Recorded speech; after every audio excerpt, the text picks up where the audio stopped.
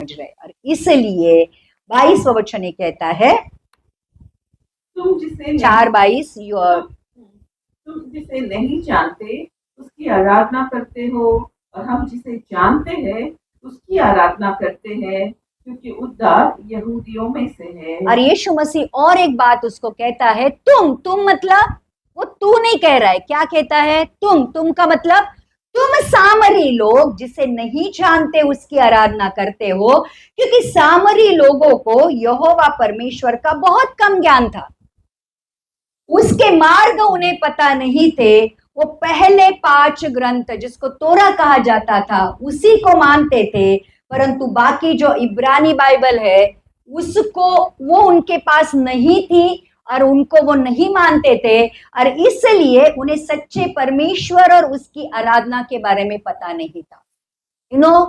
हाँ, आधा ज्ञान पॉइजनस होता है, आधा ज्ञान डेंजरस होता है, बराबर वैसे ही था। इनके पास भविष्यद्वक्ताओं की किताब नहीं थी, इनके पास सिर्फ जो पहले 5 ग्रंथ जो मूसा के थे वही थे, और वही उसी को वो मान रहे थे, और इसलिए उनको सच्ची आराधना के बारे में पता नहीं था।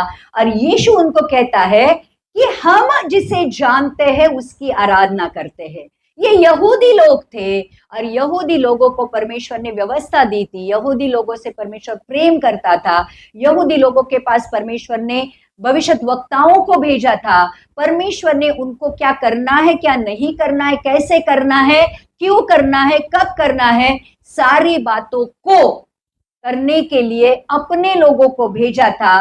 और इसलिए वो कहता है, सामरियों को ये कहता है कि हे सामरियों, तुम जिसको नहीं जानते उसकी आराधना कर रहे, परमेश्वर को तुम जानते नहीं हो लेकिन फिर भी तुम उसकी आराधना करते हो, लेकिन हम जिसे जानते हैं उसकी आराधना करते हैं। और वो ये कहता है क्योंकि उद्धार यहूदी में से है। यीशु मसीह कौन था?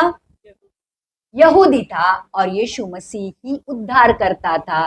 तो एक तरह से यीशु मसीह उसको कहना चाहता था कि जो यहूदी तेरे सामने खड़ा है वही उद्धार करता है, क्योंकि उद्धार यहूदियों में से है। और रोमियो की किताब का 9वां अध्याय का 4 और 5वां वचन पढ़ेंगे, जहां पर लिखा है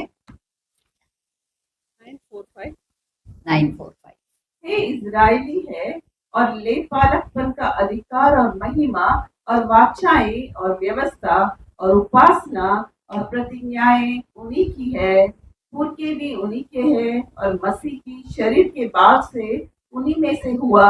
एक मिनट देखो यहाँ पर क्या लिखा है,